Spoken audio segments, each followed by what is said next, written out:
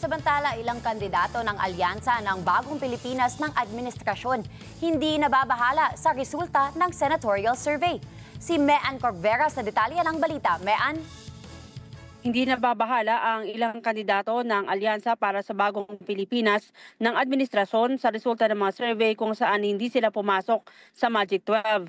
Kabilang na dyan sina Senator Francis Tolentino at dating DILG Secretary Benhur Abalos. Ang dalawa ay kapwa nasa ika-15 hanggang pang-20 spot sa mga kandidatong pinagpipilian ng mga botante batay yan sa huling survey ng Social Weather Station 3 linggo bago ang halalan sa May 12.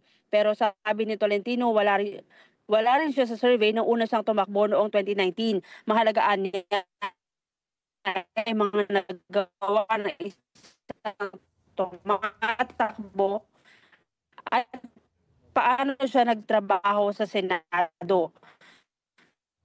Para naman kay Abalos, ang tayo, pero sana raw ay tignan bahagi ng kanilang pahayag.